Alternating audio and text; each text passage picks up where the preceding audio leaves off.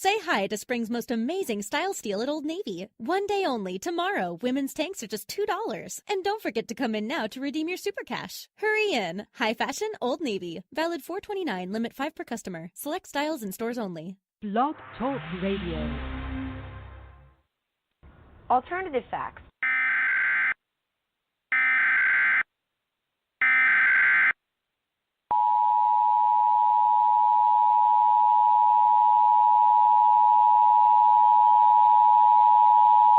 The following message is transmitted at the request of the United States government.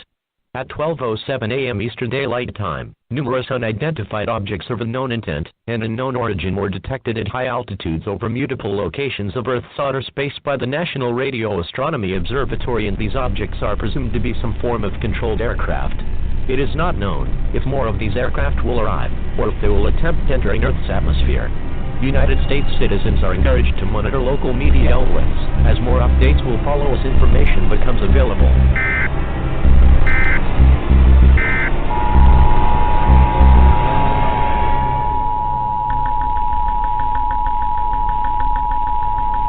The following message is transmitted at the request of the United States government. Attacks by the undead have been reported in several states across the country. The dead are rising from their graves and are attacking the human race. At this time, it is expected that more attacks of this nature will occur in several other states in the next few hours. The intent behind their attack is unknown at this time. He has been observed that a bite or exchange of fluids is a method of transmission. This is an extremely dangerous situation if they crave the taste of human flesh. It is not known whether this event will last for hours, days, or even longer. Stay calm, as authorities have been dispatched to deal with these creatures. An all-clear siren will be sounded when this situation is under control.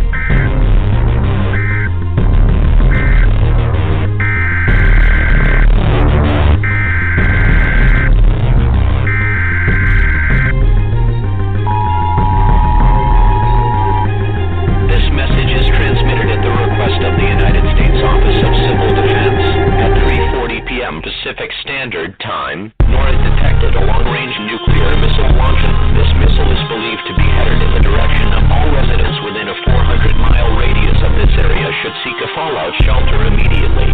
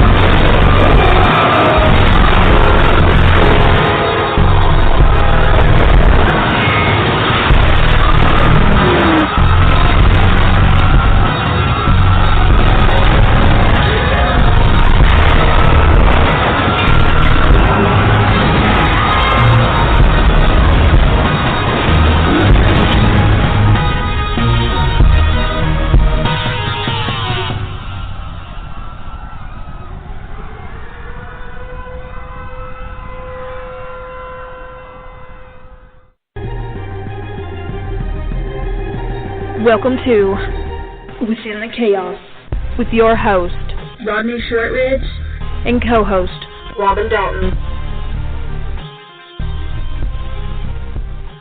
Well, good evening, everyone, and thank you for joining us tonight. You can listen in by going to blogtalkradio.com/withinthechaos, or listen in by phone. You can dial 323-870-4197. And you can also call in to ask questions to our guests at the same number, 323-870-4197. From deep within the heart of the Appalachians, I'd like to welcome everyone and thank you all for listening to Within the Chaos. My name is Rodney Shortridge, and I'll be your host tonight, along with my fiery redhead co-host, Robin Dalton. And I hate to tell everybody this, but Robin ain't going to be here tonight. She's got a family emergency that's going on, and just everybody know her hearts and thoughts go out to her and the family as they deal with the little situation that's going on. But beyond that, I'm back in the saddle, back in, my part of Virginia, not the other part. But tonight, our special guest is the beautiful and the sexy Dr. Rebecca Housel. Dr. Housel, hashtag pop culture professor, and it's a trademark, is a best-selling author and editor of books sold in 9 languages and 63 countries. Her book titles X-Men and Philosophy, also Twilight and Philosophy, and also True Blood and Philosophy. And I think I forgot the rest of it, but let me try this again. The X-Men and Philosophy is astonishing insight of the uncanny argument in the mutant X-verse. Vampires, let's see, Twilight Philosophy is the vampires, but vegetarians and the pursuit of immortality. Boy, I like that one. True Blood and Philosophy, you want to think bad things with you. That's too. I like that one. I like that one a lot. Hey, Rodney, how are you? I'm all right. I'm trying to get through. It's been a long day. I just drove 5.5 hours back from Richmond. I'm trying. Well, I'm trying to get through. I want to say that you don't have to do all the titles. Don't worry about that. But I do appreciate it. And I wanted to say, send out prayers to Robin. I'm so sorry to hear about the emergency. I'm hoping everything is okay. It has to do with her daughter, and she. I think she went in labor way too early, and wow. I think they've got that finally calmed down, but I think they're like doing a 48-hour where they're keeping her in the hospital to make sure everything's okay and that she can come home. Hopefully. Yeah. So, well, beyond all we'll that, send prayers that way. I appreciate you jumping in and covering my ass on that. That made me feel a lot better. But let's see. Also, you can buy those books and more that she has written at Amazon.com. Also, her blog, RebeccaHousel.com, features essays on topics that range from New York. Shit, I can't even talk. I can't say it. I'm stuck. Help me with that one. Don't say it. Let's just do our thing. Well, because we have a lot to talk about tonight, right? I mean, everybody's gonna laugh. Your audience will laugh. They'll be like, I actually sent you all these topics. I mean, everybody's sitting there going, what is wrong with Rod? I tell you, Rod is tired. My daughter wore me out these past 2 days, man. Lord. Oh, really? Yeah, because she had a conference. Well, she had a conference in Richmond, and she don't like driving in the city, so I went up there, and I was going to do all my work there, but my laptop, I didn't realize didn't have Word on it, so I couldn't type up my questions. Pissed me off. And the internet there was so slow, I couldn't even use it. And I'm like, it just sucks. Well, luckily you have you're interviewing a person tonight. Well, you and I have worked together before, but I'm like a total Leo, so I will take over. I have no problem talking for 2 hours, right? As you know. I'm the type of man I can be shit. I can't even say it. Damn, I can't even talk tonight. I remember your birthday is October 30th, right?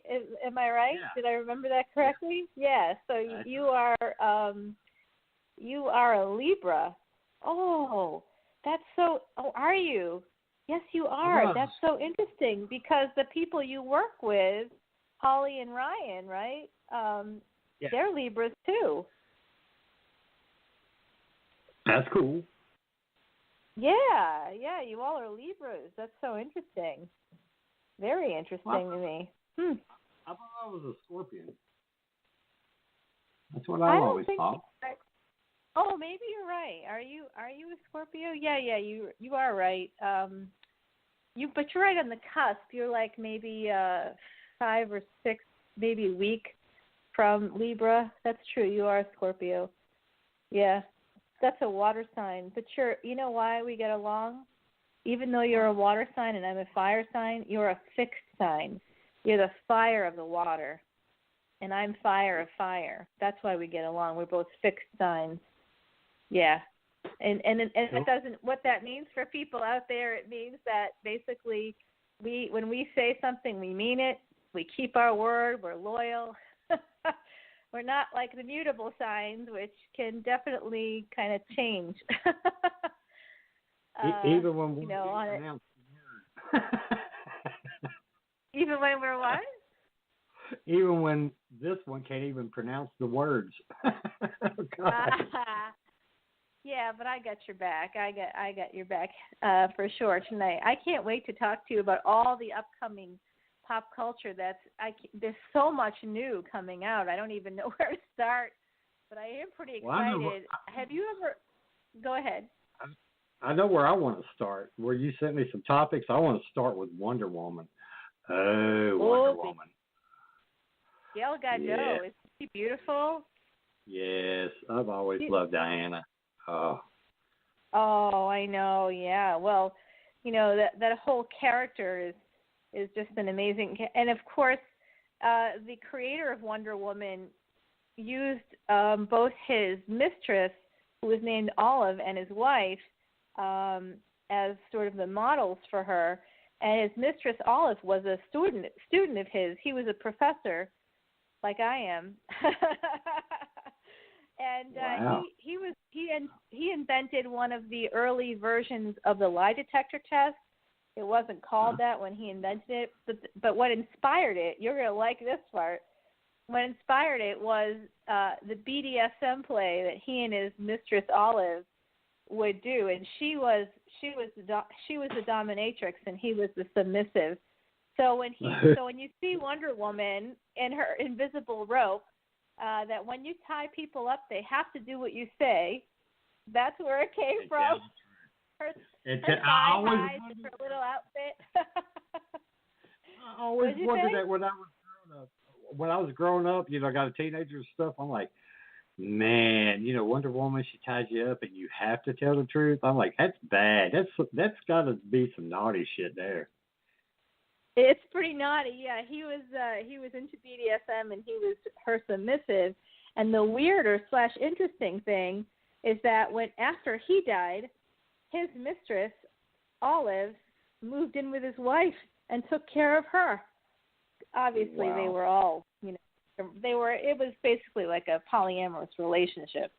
So it's pretty interesting that how that sort of worked out. Yeah, I know. Very, very. People, when they see Wonder Woman, they often don't know where the origins are from. But Gal Gadot does an amazing job at playing that character, and she's Israeli, so every Israeli citizen has to serve in the army. You all have to. It's not like America where you get to choose. They can't afford to choose because they're this little strip of land surrounded by enemies. So when Gal Gadot is on screen and she's acting super tough and like she's in these fight scenes, she can really fight. Actually, she can take apart a gun in like 30 seconds. I mean, she's like super tough and amazing, and so it like kind of translates on screen with her character. I'm so excited about it. I can't wait to see it. I've been waiting for like decades. Oh, me too. Did you watch the show in the 70s? Oh, were you a fan of the show? Linda Carter? Yeah. Mm-hmm. Oh, yeah, baby. She was hot, man. I look at her now, and I look at, like, her body. Like, today, bodies are much more muscular, women's bodies. And Linda Carter is, like, so thin, and I'm thinking, also, do you know what else I noticed? She was really young when she started in that series. I think she was in her early 20s. She looked old. Like, people look younger today. In the 70s, I'm watching it, and I'm like, she was, like, so young. When I look at her background, I'm thinking, my God, she looks like she's like 40 years old by today's standards. Today, someone like me who's 45. I don't look 45, not because of Botox, just because of the way we eat and exercise, and just a different ball game, I think, than in the 70s. The sun, and they didn't eat. You know, her body is so thin, not very muscular. Like the whole look is different. So interesting. Yeah. Like from a cultural perspective. Well, that's true. Well, I got a question. How does Wonder Woman match up to the Marvel comics? Their women, their heroes and villains.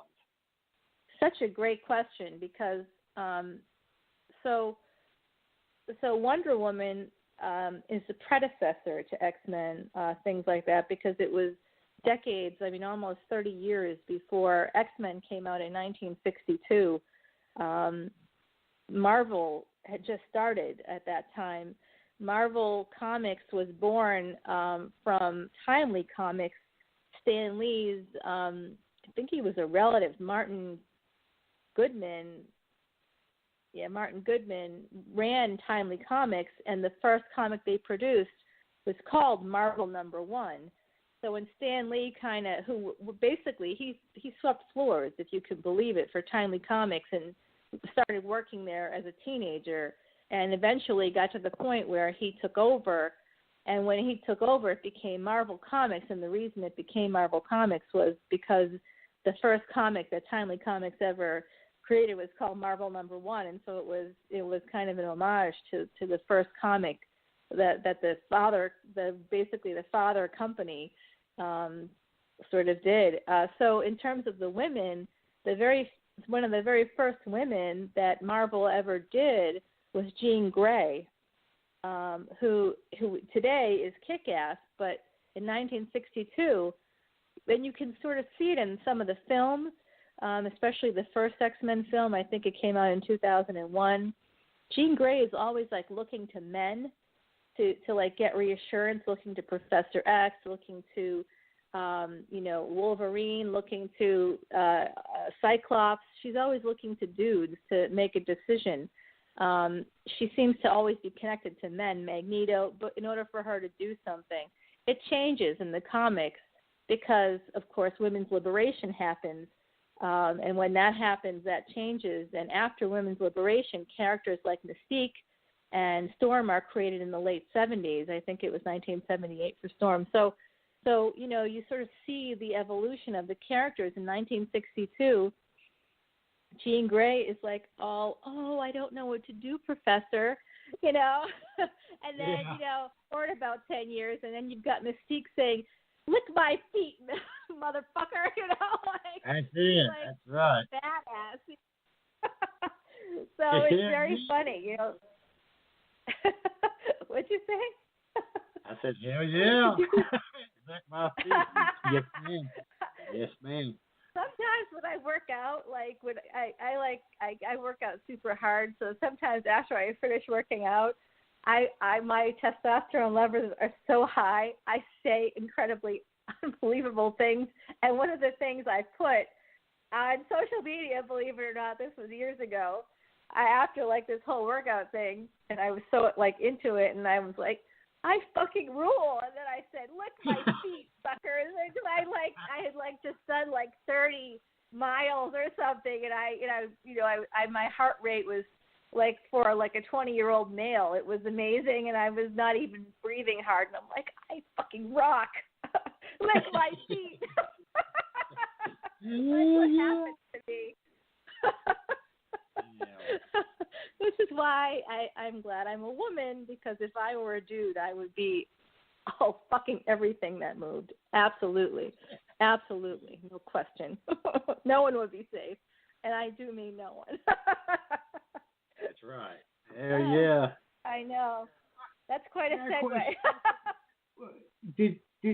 Were you into comics when you were younger growing up, or was this something just happened later in life?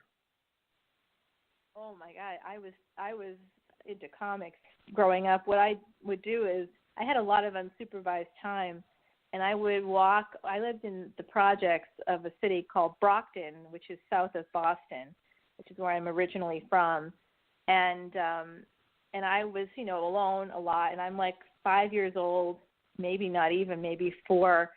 This little skinny thing, you know, and I'm wandering around, and I would walk, I think it was probably about 2 miles away from, maybe a little more than that. It could have been more like 3 miles. I'd walk 3 miles to this little Christie's Mart, this little like 7-Eleven equivalent store, and I'd pick up change along the way on the street. And when I did, I would often have enough money to buy a comic book. It's how I learned to read, actually. I taught myself to read on comic books, and also would get like one of those big straws full of sugar. Do you remember those? Oh, Like yeah. I'd get like a big straw full of sugar if I had enough money. Or like one of those little wax bottles that had like the junky juice, quote, juice inside. It was like horribly colored dye. I just bought those the other day again, and I had like the green one, and I was like, I so miss these. You like had to bite off the top of the bottle. Yeah. Nostalgic candy. Well, so that's how I started with comics.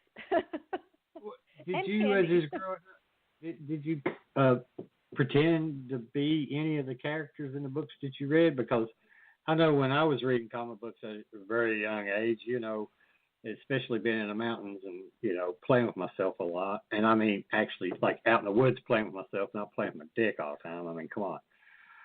People, give me a break.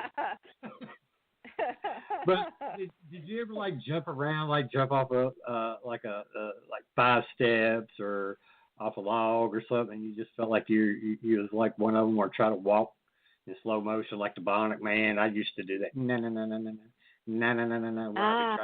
Yeah, I love Steve Rogers. Yeah, you know,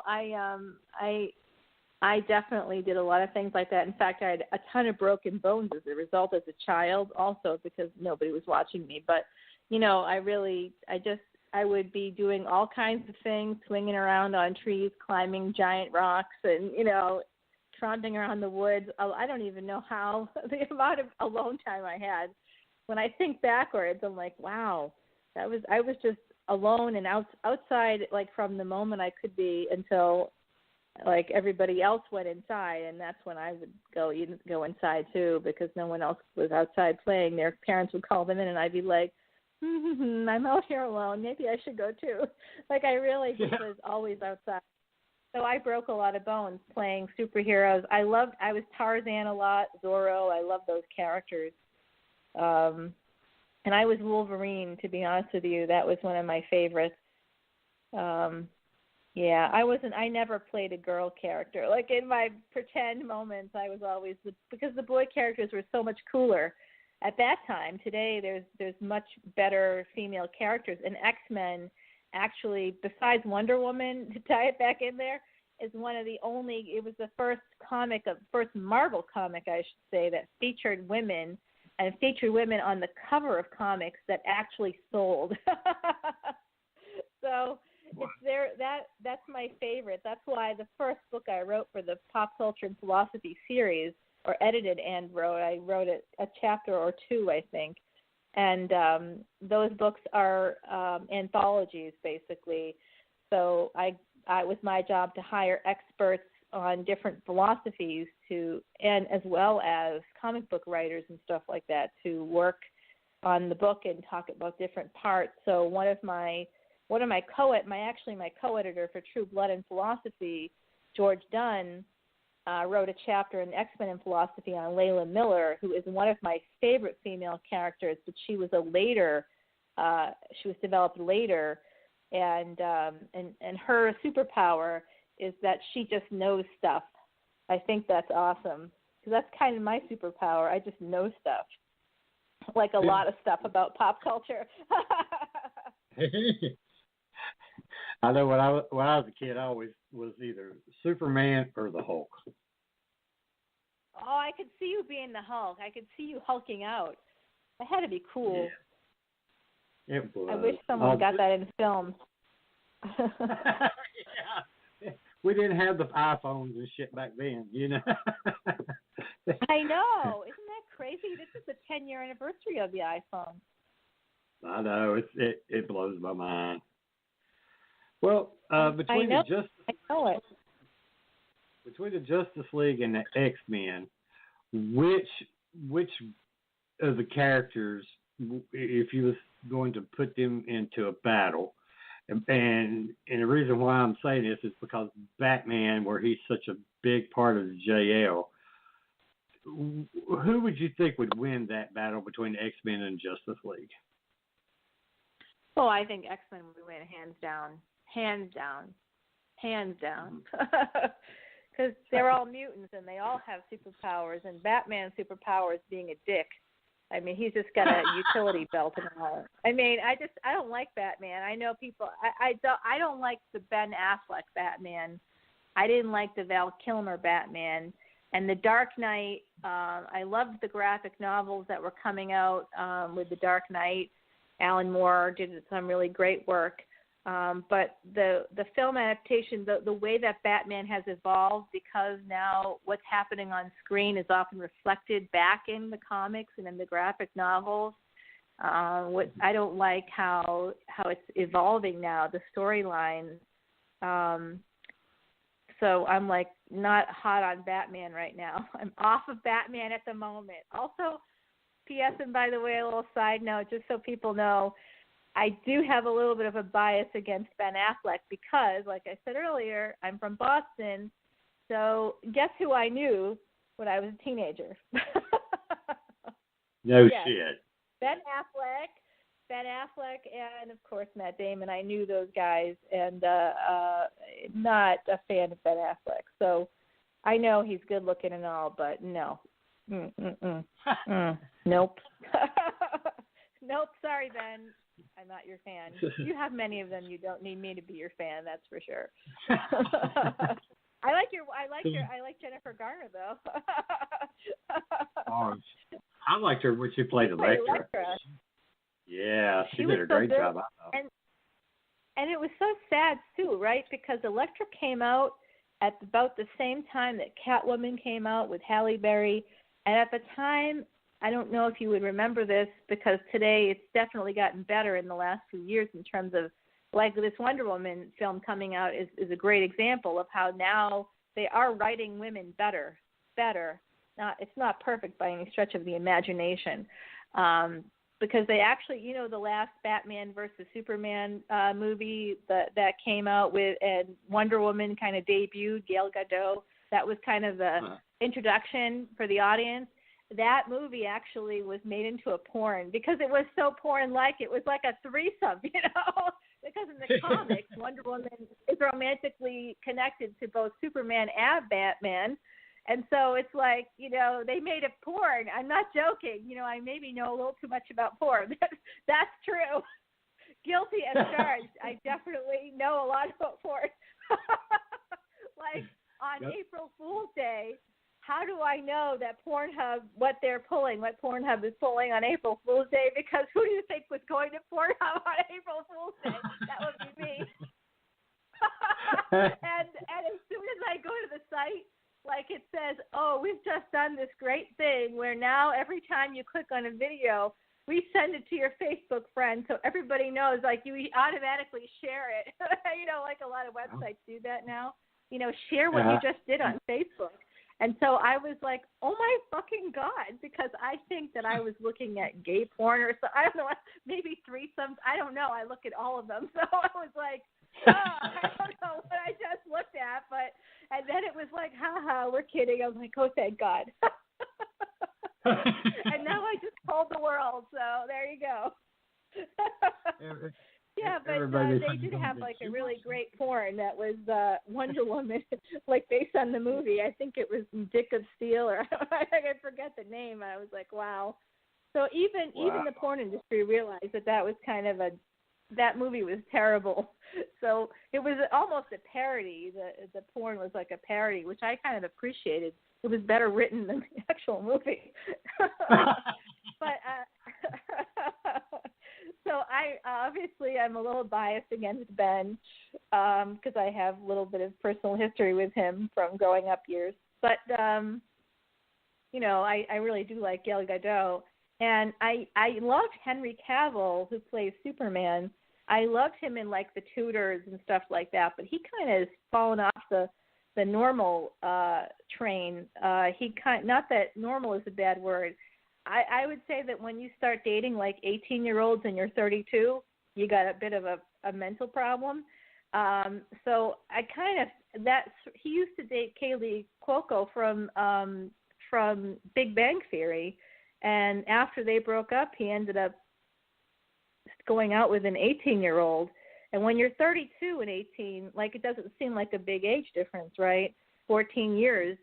I mean, heck, I'm 45. A 30-year-old is no big deal for me. But when you're 30 years old, it's different. You've gone to college, you've worked, you've had other relationships. Then if like, say I was 35 and somebody was 19 years old, it's a little bit of a different story, isn't it? Yeah. So I kind of felt like Henry Cavill, I think it's translating into his acting as well, that whatever is happening for him on a personal level is kind of translating over, and he kind of played a really weak. That movie just wasn't my favorite at all, but I love Gal Gadot. She sort of saved the show, and I can't wait to see her. Joss Whedon. Now, here's some pop culture mythology for everybody. You know Joss Whedon from Buffy. Were you a Buffy fan? I forget. Buffy the Vampire Slayer. Yeah, I like Buffy, yeah. Because they just celebrated their 20th anniversary.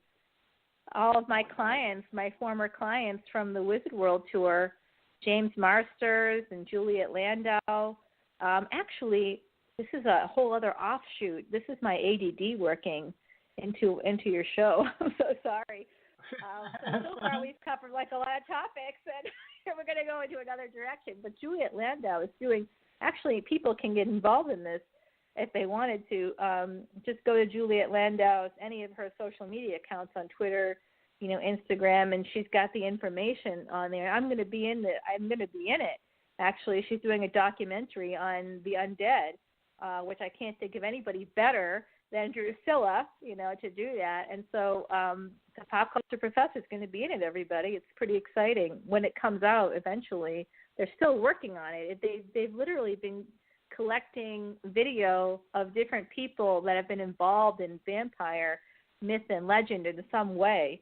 And so because I worked with both she and James Marsters, who played Spike, and a lot of like the Buffy cast and crew, Charisma Carpenter, and my books on Twilight and True Blood, and sort of my shows for the Comic-Con on vampire myth, she wanted me to be in it, and I was so honored, and I can't wait. It's not the first documentary I've been in, but it will, if it works out, it'll be the first one that I won't have been cut out of.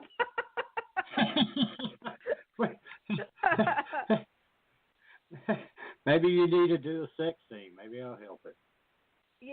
That might help. I mean, the last time I was in a documentary was this great, the woman, the director, her name was Donna Davies, with Ruby Tree Films in Canada, and actually her film is now international. And I actually was being interviewed about Wonder Woman, so it does tie in. And I was at a Comic-Con. Yeah, no, I mean, it was amazing. And the sound guy, I had major grillwood for the sound guy because he went and got me a tequila shot while we were filming. Wow. Yeah, and so I was all hot for him, which was weird on top of everything else. And I had just interviewed like 12 celebrities that day, so I was tired and now drunk. Thanks to Bob, the sound guy. I think his name is Bob. And and then like, oh, you know what? I was so sad. This is what I hate when guys do this. And guys probably are listening to this. Ben out there probably listening, and they're going to say, "Oh, I hate when women do this too," because I know some women probably do. Like, like a guy is like all flirting with you and buying you shots and like, all this like really, really amazing flirting is happening, and you're like, I'm so going to get lucky tonight. And then like he takes a wedding ring out of his pocket. He's like, oh, I forgot I wasn't wearing this. I'm like, oh my God, are you kidding me? Like, well, shit. Asshole. Yes. There goes my like that. And I'm like, I was mad and I was drunk on top of it, so it was not a good combination. No, it was really fine. But I think I did have brunch with them. Like, I had brunch with him the next day. Wow. I know. Whoa. I know. He's like, let's have brunch together. I'm like, okay. I was still hoping to get lucky. It's like you can put that ring back in that pocket, I know. I didn't have to know that. I didn't have to know. He was like, I just forget. I'm like, does your wife know how flirty you are? He's like, yeah, she knows. So who knows what they had going on. But I remember that. And I got cut out. Part of why I keep getting cut out is because you and I talk, like, without any video. And a few people recently that I've been on the air for them, different podcasts and shows, wanted me to do, like, video. I can't do video. It's very hard for me to do it because I have ADD, as you can probably tell. Verbally, I have verbal ADD. Everybody can hear that pretty clearly, but I am literally looking in 50 different places at once. So, I mean, I'm not able to focus well, and that works out great live, because I can make jokes and I'm moving and then I've got you can look at all my whole physical person and there's like a lot to look at, what I mean? So, like, it's okay. It kind of translates better live than it does on a camera. So, like, this woman, Donna Davies, such a nice lady, she's like, I'm so sorry we had to cut you out. She's like, but you were just, like, literally looking all over the place, she said, and we only did one take because we only did one take. We were in Austin at Austin Comic-Con, I think. I think it was Austin Comic-Con, or maybe it was San Antonio. I forget. They all blend together for me now.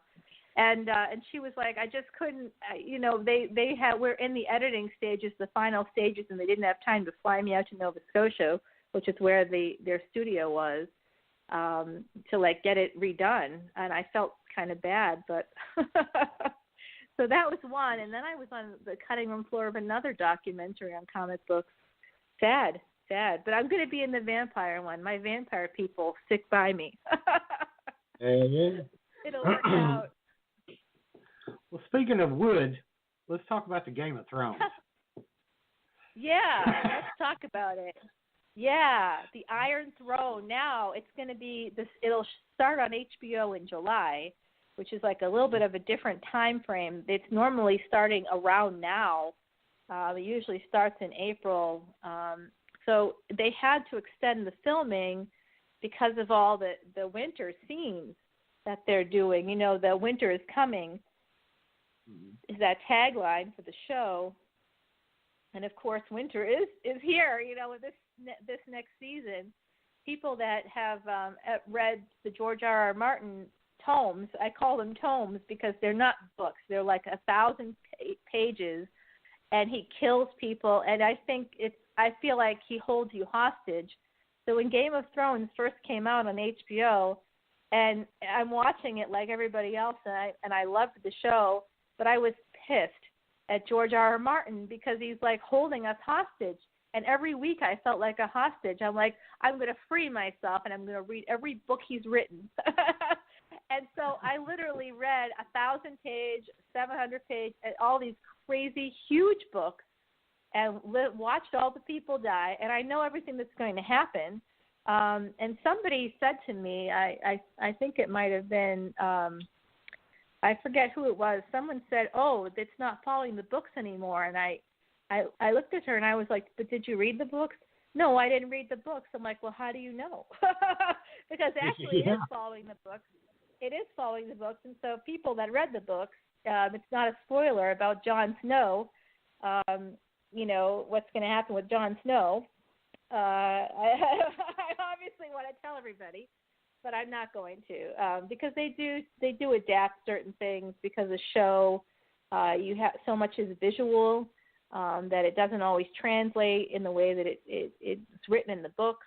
So an adaptation of anything that's written kind of looks a little different on screen, but I can't wait because they have some great female characters. I mean, terrific stuff in that show. I'm writing a book about it. I think it will probably come out next year. I have a bunch of books in the queue One of them we talked about was Star Wars, with Game of Thrones is one of them. So is a Guardians of the Galaxy book. There's so many. Walking Dead. I'm overwhelmed, frankly. I don't know how I'm going to get it all done. No kid. How do you keep? Yeah, I don't know what I'm going to do. I'm thinking about different options as to how I might be able to do this. Because the first book was supposed to be coming out, the first two were supposed to be coming out this fall, but I will not have it. I will not have 2 books done. I'll be lucky if I can get the Star Wars. I can't talk either tonight. Something's going on. I didn't drink tonight either. Well, I didn't either. I did. You know, I did go hiking maybe 2 hours ago, and it was like getting dark, and I put some awesome. Did you see? You have to look at my Instagram because we're friends on social media, everybody, and we look at each other's Instagram pictures. But you got to check it out because I have some really good. Look at that. Look at the ADD. I'm like, that's ridiculous. Okay, I'm sorry. Back to you. I'm okay. Anyway. Oh. I have so much fun talking to you. We just have the best time, don't we? We really do. I don't think your audience doesn't know how much fun we have, but it's really it's a good time. I can't wait for. Well, are you a fan of Game of Thrones? What's like your favorite character on the show, if you are? I love Game of Thrones. I love it, and I would say Jon Snow is my favorite. One of my favorites. I mean, there's a lot of them, but Jon, because of the fact that he's so torn between doing what's right and being the bastard son, and it's like, come on, man, just fuck it, stand up and let's just do it. Just do it. Yeah, I mean, I agree with you. I feel like in the books, he plays.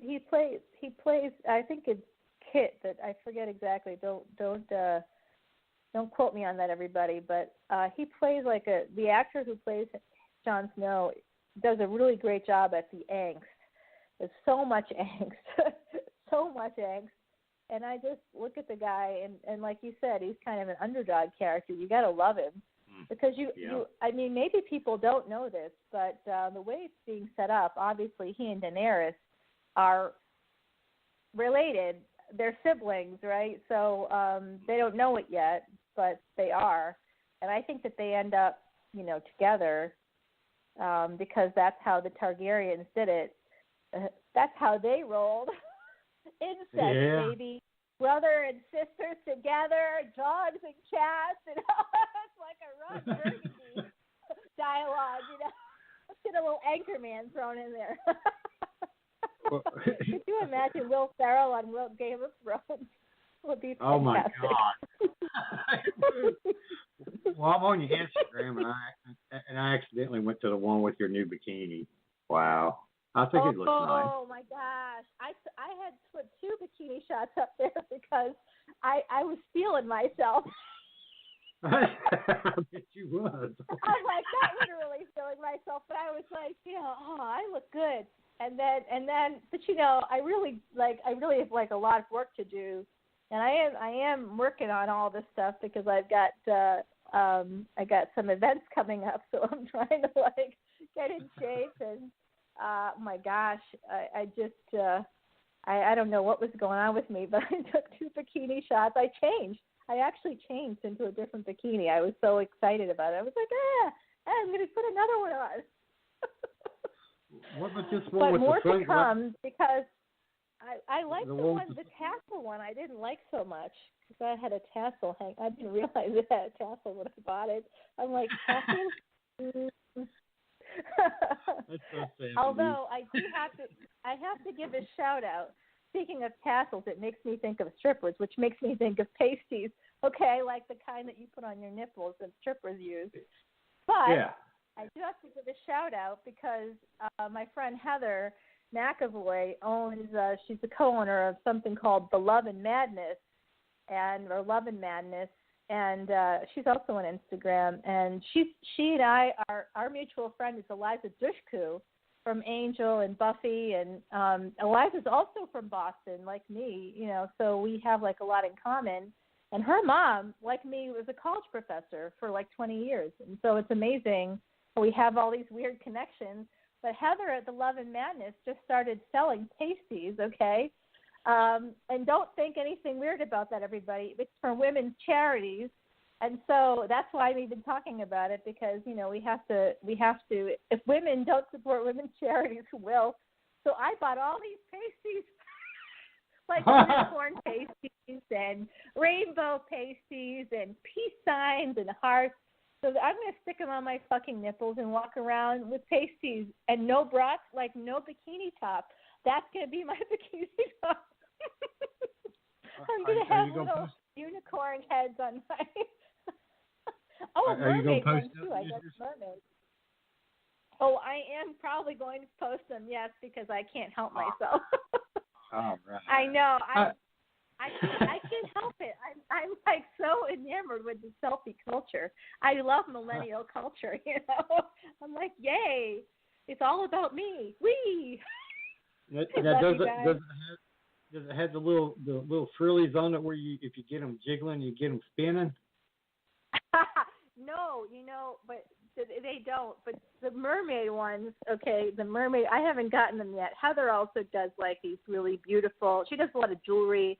One of the first things that she did, that she gave me, which I was unbelievably floored by her generosity. I was like, I was on stage with Eliza Dushku, and Heather was there with Eliza, and with E, that's what we call her, with E, and I get off stage, and Eliza had her dog with her, so beautiful. I love that dog so much. And she says to me, I was saying, I love your ring, E. Where'd you get it? And Heather says, oh, I made it. Do you want one? And she gave me the ring. It was one of those double, like, knuckle rings, and it said, if Daryl dies, we riot. It was a Walking Dead ring. So she does pop culture accessories. These pasties are for women, like for a women's charity. It's like a little bit of the special, niche that she's doing specifically for that cause. But otherwise, all her stuff is pop culture. She's got like Star Wars bling, and everything's authorized too, which is really unusual. A lot of unauthorized stuff, like my books about Twilight and True Blood, all unauthorized. Let me just put that out there. I mean, it's the thing about ideas like that. I'm not ripping off the idea. I'm citing it. I'm an academic, and we write about everything. That's what we do. So there's no authorization for something like that. But when you're making products like she is, it's people will do it without getting authorization, unauthorized. Disney. She's got Disney. She does everything. I mean, she got major accounts. So she's got some great stuff, and this is a great cause. And I am gonna. When she was doing like these temporary tattoos that were metallic, and I think it was 2014. I did for No Bra Day in October for Breast Cancer Awareness Month. I did all these like gold tattoos, all on my chest and down my arms, and I held like my hands on my tits, and I was like topless, and I did this little video. My friend James was doing the filming, and I was like, naked, not really naked, but naked from the waist up, and I had my hands on my boobs, and I had all these tattoos on me, and I was trying to raise awareness about breast cancer stuff, and so I love Heather, and I try to. She does a lot of good stuff for a lot of good causes, and I can't wait to show my pasties because it's for women's charity. So as soon as I get them, Instagramming the shit out of that. The mermaid one. The mermaid has like a tail that goes underneath the boob to give support, and I got the D's. My girls are like D cups, so I need the support. I'm like, thank God you made something that's got a little tail. So I think that the nipple part is like a shell, maybe, and then the mermaid goes under the boob. So. What you need to do is send me a link, and I'll post it up, and maybe get some awareness, and let everybody see, and maybe some of the women that listen and put up with my shit will actually buy some and support. I'll even buy them for women. I'll buy some. Yeah, Oh, I good. like it. I'm loving this. I just talked to Heather earlier tonight, and she's like, "Hey, girl." I'm like, "Hey." So I'm gonna let her know that we talked about it. This is so cool. I don't know if she's listening. She might be. She may be. For all I know, I put it out there on everywhere that I am. I am on Google Plus and LinkedIn, but I so rarely use those. I don't think I've gone on Google Plus. Does anybody use it anymore? I mean, it's out there, I don't know. but I don't even think I use it. Yeah, I mean, I think people are more Pinterest.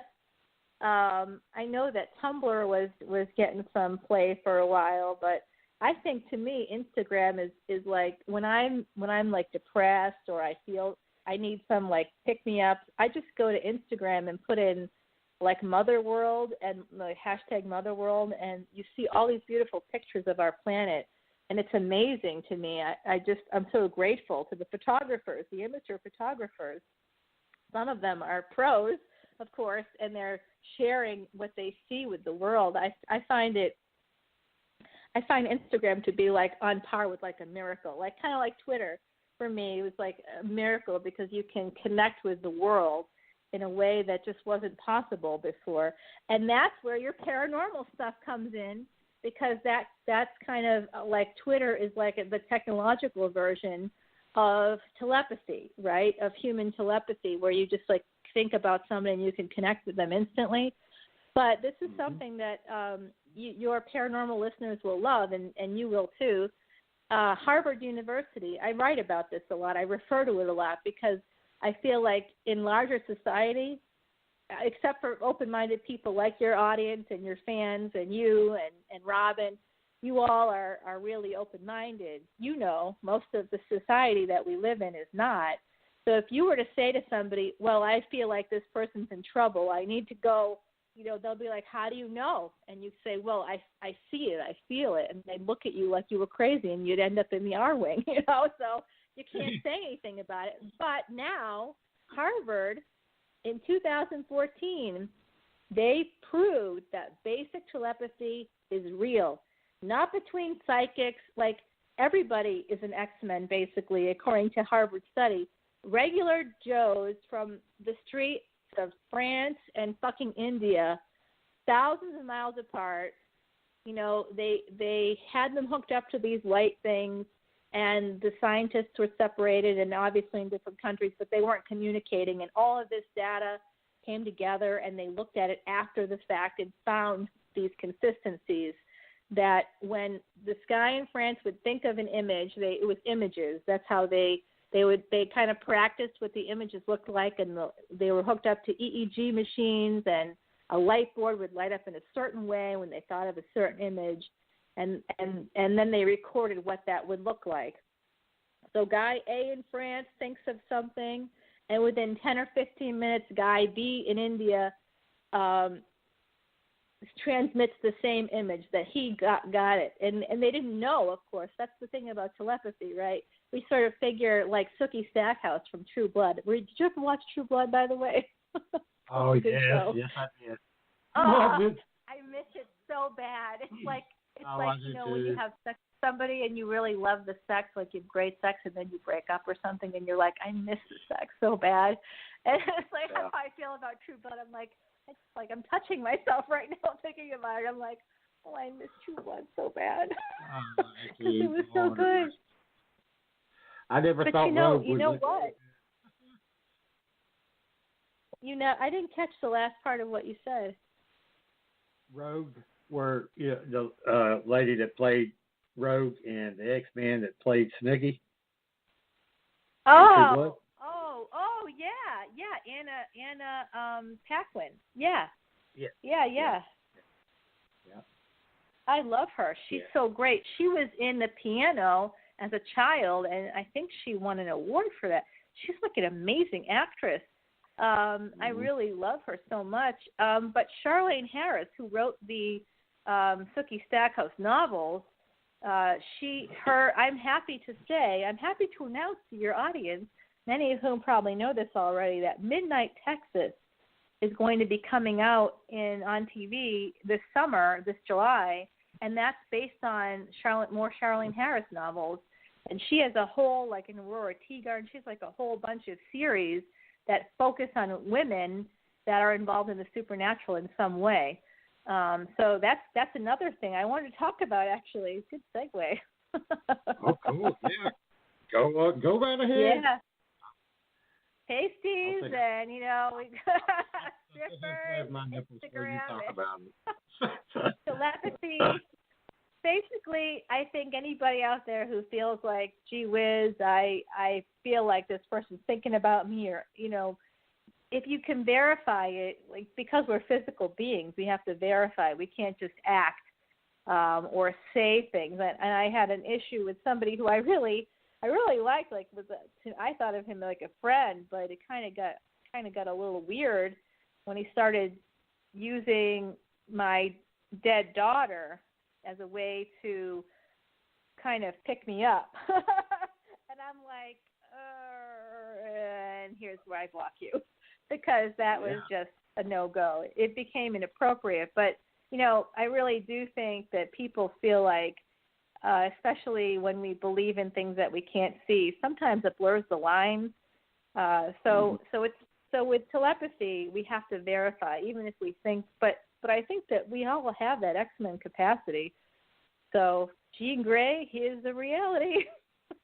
And now Robin, you said, has that gorgeous red hair. She could play Jean Grey, right? Yeah. Oh, I agree. She's gorgeous. Oh, my gosh. Robin is so beautiful. Yeah. Like, when I became friends with you all on Facebook, I was like, wow, she's so gorgeous. I couldn't even believe, and I'm like, how do you work with her? Not like I might hit on her. I'm like, wow, she's really beautiful. And you guys have like a chemistry too. You must be missing her right now, huh? Yeah. I can't. It's hard. There's a lot of people that listen to this that, they all were like, why do you all have that kind of chemistry together? What the fuck is going on? And I'm like, I don't know what you're talking about. And they're like, bullshit. You're They're calling bullshit on you, Ronnie. Yeah, they are.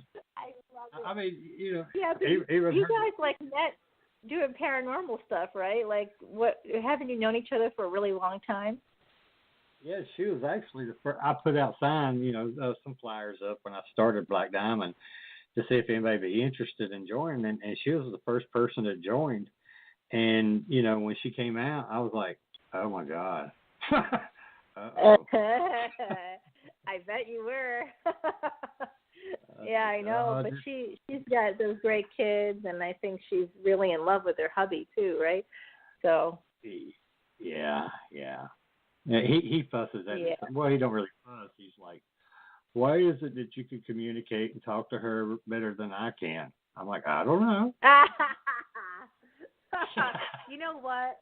Sometimes it takes two men to satisfy a woman. That's all I can say. It may or may not. Like, one sort of does a lot of different things, but maybe it just doesn't.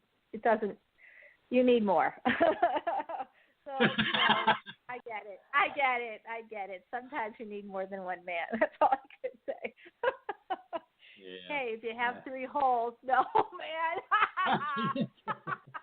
I just said that. Okay. Now we can tell we're both getting tired. It's like, well, the filter was already off, and now it's really off. The gloves are off. The filter's off. Everything is coming off, but the pasties are staying on. Yeah, but he does. He gets a little upset, when we're at events and stuff, and it's me and her talking, and me and her bullshitting or whatever, and carrying on, and I'll go outside and we'll get done, and we'll go out and smoke, and she'll follow me, and he's like, well, what about me? And she's like, well, what about you? Get your ass up and come on.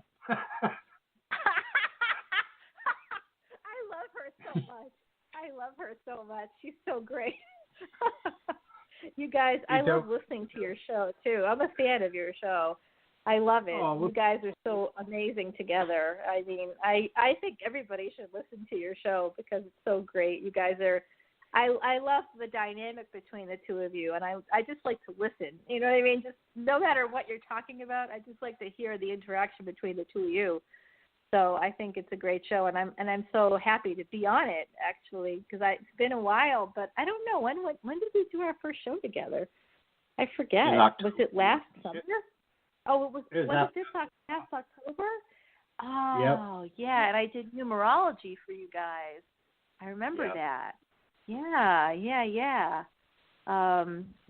mean, I thought maybe it was like a year ago or something. I don't know why, but I guess I feel like I've known you for like a long time, long before I did the show. You know, I'm kind of that way. I kind of have like when I meet people, I feel like obviously there's no coincidences. Einstein proved it, but there really are no coincidences in this world. And so when I meet people, for whatever reason, I always feel like, I almost always feel that, like I've known you before kind of sense. And I kind of feel that way about you and Robin, like I've known you before somehow. Soul family is what I call it with Ryan and Holly. They have their own shows now, but I call them a soul family because just connected at the soul somehow, right?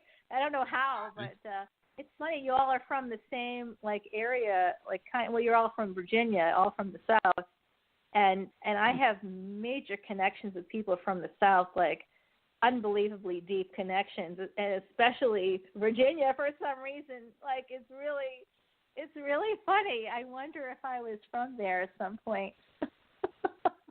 I don't know. What gets me with Robin when I have guests on that they're professors or researchers whether it's about Egypt or just something that she is just constantly, it's just over her head.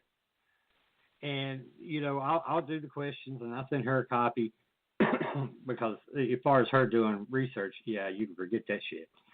But when she'll ask the question, she'll be like, you can hear it in her voice, like, I have no idea what the fuck I'm asking, but he's got it wrote down here. I'm going to ask it. But that's part of the dynamic that's so great between you, really.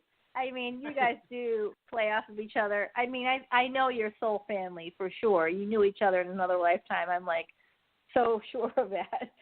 We nothing is by accident, and the fact that when you started Black Diamond, that she was the first person, I mean, come on, and you're still friends today. It's amazing, and you have a great show. So I really am kind of grateful to the universe for bringing you both together and creating this. I love chaos, too. Like, I wrote a piece, I think it was August 25th, 2015, called Going Down on my blog.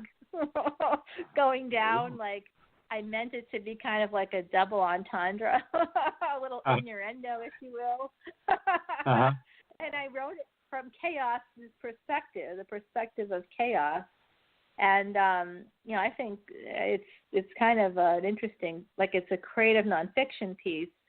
But I think you would like it because chaos, everybody thinks of chaos as like this terrible thing, but all chaos really is evolution. It's just evolution, and within what's happening within the chaos, as your show is called, within evolution. That's sort of what we're talking about today, isn't it? I mean, I'm talking about it through the lens of pop culture, but we're talking about how Jean Grey starts off as this sort of submissive little bitch in 1962, and then becomes literally a flaming phoenix. Later on, and the evolution of characters like Mystique and Storm, and after women's liberation, and Wonder Woman sort of starts it all off in like a very weird way, right? Because she's so much earlier. How did she survive the McCarthyism era where so many comics died in the 1950s prior to Marvel happening? But after DC, the only way that comics survived was if they had some kind of very American theme. And because Wonder Woman's creator had her little sex outfit, basically all red, white, and blue, red, white, and blue, y'all. Like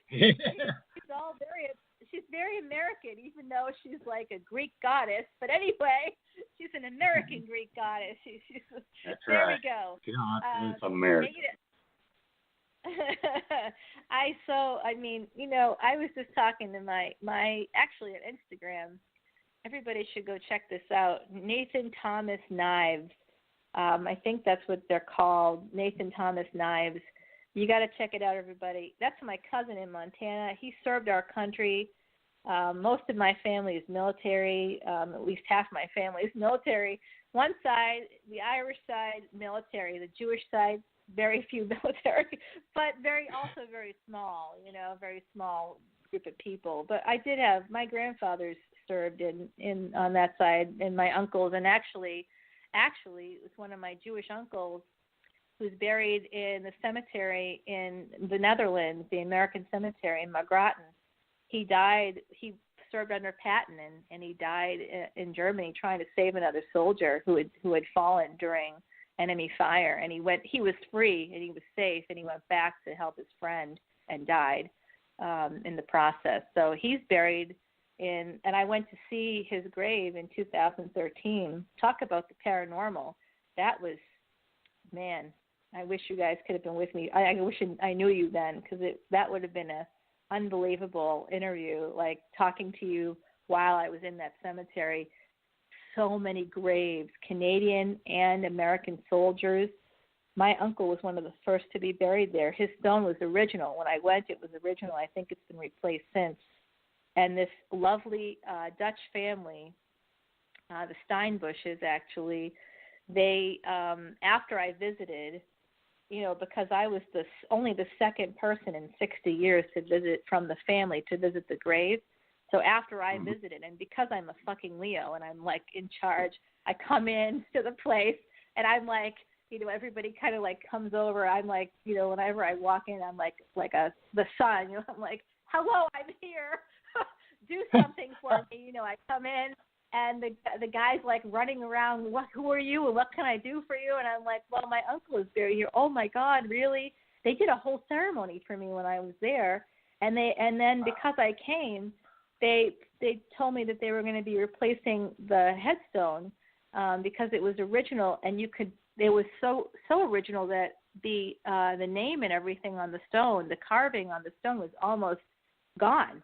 Like they rubbed sand in it when I was there as part of the ceremony so that I could see, his name and stuff like that in the stone. And everybody that's not Jewish has a cross. Everybody that's Jewish has a Jewish star. And it's weird because this shows you sort of like the way that religion has evolved over time. There were probably Muslim soldiers, but nobody that was open about it, because they don't have any Muslim stones. It's Jewish or Christian. So it's like very interesting in that cemetery. Just to shows you the evolution of things. During World War II, people identified as one of two religions, or one of two. Both of those religions have, like Christians have Protestantism and all these different sects of Christianity, but everybody believes in Christ. And Jews all believe in one God, but there's different, just like in Christianity, there's Orthodox Jews, you know what I mean? So like there's different types of Jewish people, and just like with Christians. So you were either a cross or a Jewish star, but there was no representation of Islam at all. And I just thought about that. That's wild to me. I have so many Muslim friends now. That's so wild. I just can't believe that it was like the case at that time that just not a lot of those people were kind of maybe open about it, or didn't self-identify. Mm-hmm. It's interesting. It sort of shows that we're talking about within the chaos, and that's part of it, right? I mean, that's definitely part of the chaos that we. And it's funny because even in comics, it's translated that way too. Like now, religion, the first religious character, of course, Daredevil is religious. He's Catholic, but Magneto became he evolved into a Holocaust survivor. I think by the late 60s that he was identified that way, or it might have been the 70s. I have to think about that a little bit. But what were you going to say? Because I interrupted. I'm sorry. That's all right. No, that's all right. I've lost what I was going to say. Go ahead. Damn it! I am so bad. No, it's all right. Stop. I'm a bad guest. No, you're not. You're a great guest. What the fuck are you talking about? No, you're great. Jesus Christ. No, I never stop talking. You can't get a word in edgewise, but otherwise, terrific. See, I'm one of these hosts, I guess, I'm not rude, because I know some people, they've listened to my show, and they're like, why don't you ever just jump in and say something? I'm like, because I always find that rude. If I see a little bit of a break, I'll try to ask a question. Sometimes I'm just not quick enough. I think that we already talked about this. We're like the same age, aren't we? Are we both like about 45, or am I young? Am I older than you? I forget. I think I'm older than Robin. I think. Yeah, you're older than Robin. You're younger than me by 2 years. I'm 47. Robin she'll be turning 40 next this June. She's a baby. Man. Yeah, but don't you find, and this is nothing against your millennial listeners. I mean, I obviously love millennials. I love them. Love them. But anyway, I love those millennials. You know me from Facebook. You get to see all my millennial people. I'm like, who's the millennial of the week? I know. They're so good looking too. That's so who's sad. The flavor? But you know what though? I had a baby. I think you and I both have similar situations where we had a family very young. I was like 18 years old. And so I was a mother. I was mothering hard. You know what I mean? I was really totally focused on that kid, and of course, now he's practically 30 years old. I mean, he will be in a few years. It's really unbelievable to me that I'm talking to some guy, and he's the same age as my kid, and he's interested in me romantically, and it happens a lot when I'm out with my son, where people think that we're a couple, because my son is 6'5", and he's got a beard, and he's I guess he looks a little older in some ways than he is, and I look younger, so we look ultimately close to the same age. I don't think we look the same age, but people will look at us together and assume we're a couple. In fact, we were in a jewelry store in the fall, and when we went into the jewelry store, we were talking to the woman. And she thought we were looking at engagement rings, but I was looking at I was just looking at them because I like them. I like diamonds, and I just happened to be looking in the case. And she's like, "Oh, are you guys engaged? Are you getting engaged? Are you looking for a ring? Oh, you're such a lucky man when you find the right girl, and you definitely have, And she's going on and on, and he's just, my son is just sort of looking at the ground and smiling because it happens to us so often. And I said, we're not engaged. I said, I'm his mother, actually. And she was her jaw dropped. She was embarrassed. And my son says, oh, don't feel bad. This happens all the time. Because it really does. Wow. In a good way. But anyway, back to you, back to our interview. Okay. So I don't know where we left off. Take me back. Well, I do remember what I was going to say about the name of the show, Within the Chaos. When Holly when she asked me about doing a show, she's like, "No, you got to come up with a name." And I had a certain amount of time to do it, a certain few days. And I wrote in different titles, different things, and I'm like, nothing's working. Why is this so hard?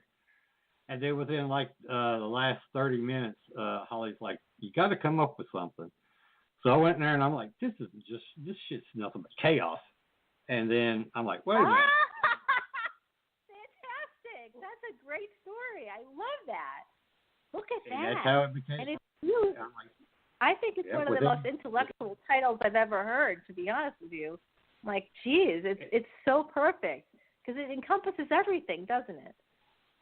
It sure does. And I know a lot of the people that I've had on as guests, especially a lot of people that I never even thought I would even be able to get on, especially some of these big researchers, they said that's what intrigued them the most was just the title of the show, Within the Chaos. They're like, we've never heard anything like that. How did you do that? That's totally true. Yeah, no, I'm telling you, that title is super catchy. And I kind of course, I think it would be a great title for a book because I think I'm an editor and a writer, so I think in terms of books. My publishing brain is always working. But I think it would be a great title for a book. Maybe that's something you guys do at some point, write a book about all the guests you've had. And, I think that would be an amazing read because I know I listen to your show, so I know you have some really great people on. I'm obviously a fan of the show, right? But I promised to talk a little bit about some upcoming pop culture stuff, and I don't think I've talked enough about it. I probably should talk more about it because actually can I segue? I want to segue. I really want to segue to Neil Gaiman. I love Neil Gaiman so much. And his work it's called American Gods, and it's going to be on Stars. So unfortunately, it's a pay channel. But similar to Robert Kirkman, so you guys would like this show. Robert Kirkman, who did The Walking Dead, of course, he did something new last year, and I think everybody would really love it. That's on Showtime. Is it Showtime? Or I think it might be Skinemax. I call it Skinemax, but it's Cinemax. And anyway, Neil Gaiman, of course, he wrote American Gods, and now it's being adapted on Starz Network, and it's coming out April 30th. American Gods is like basically all the gods from mythology, including African mythology. So like Anansi the spider, the trickster, is going to they're going to be personified in this show about how gods are trying to make a comeback in America. I find it amazing. You know what else I love? Oh my God! Did you see Preacher last year? It's debuted last year. Did you happen to catch it? I watched a couple of shows. I just couldn't get into it. I don't know why. It's not like me. Sometimes I've been a fan of that whole series. Garth Ennis did it, and Steve Dillon sadly died in 2016. 2016 had all these unbelievable losses of creative people and talents.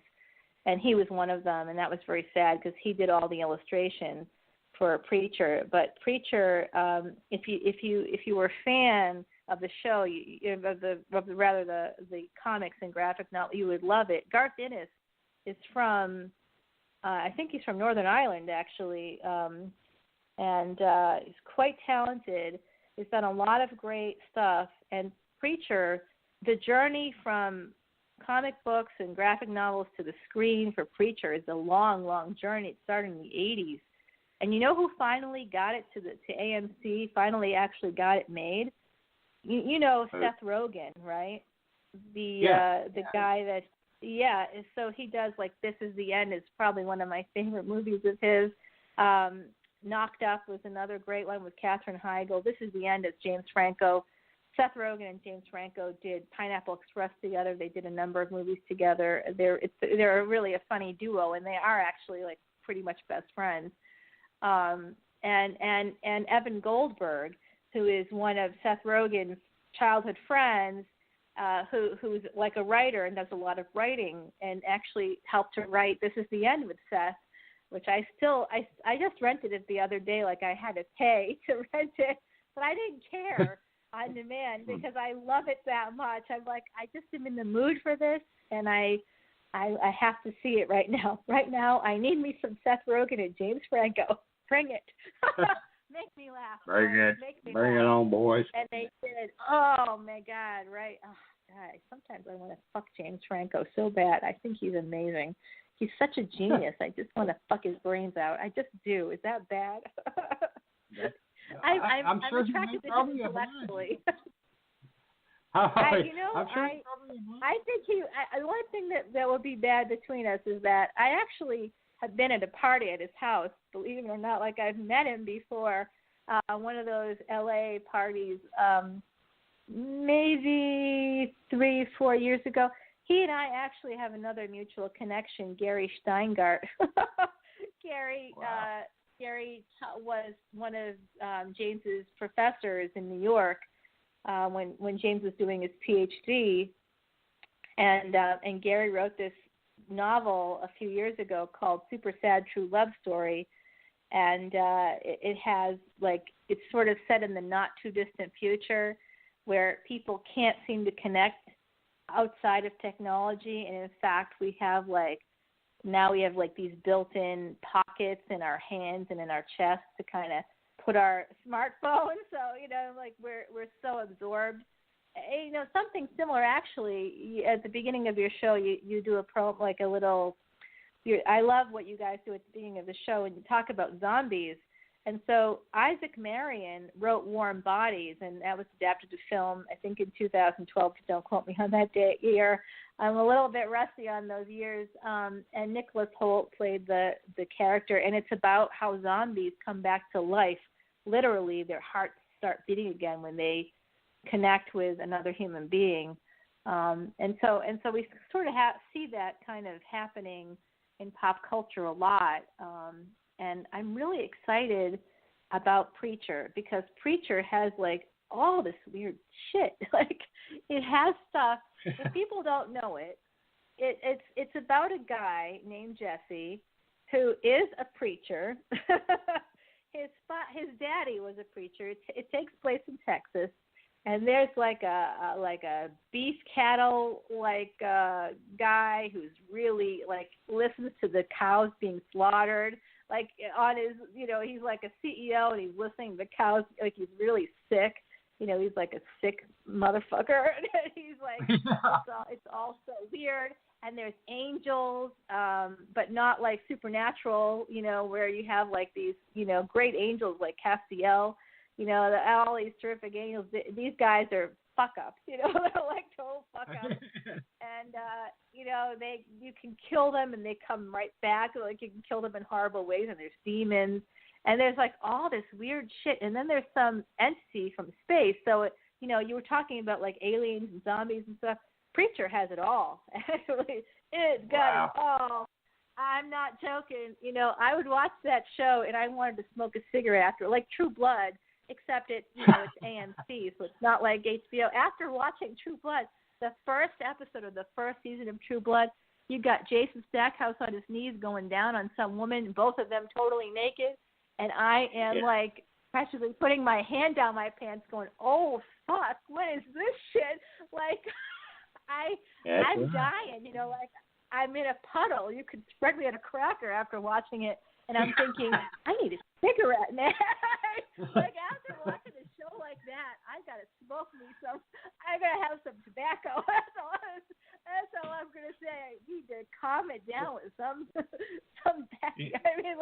Really bad.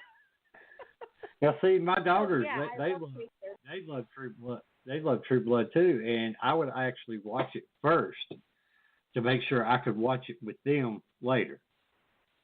Because I don't want to sit there and watch Jason eating some bitch's pussy with my daughter sitting there. That's just not right. Well, it's funny you bring this up because my son at the time, this is when Blockbuster was still open. My son worked at Blockbuster at the time, and we didn't have HBO, but the first episode of the first season came out on I guess a DVD. I don't even think about stuff like that anymore, right? Because everything is streaming. I'm like, was that a CD or a DVD?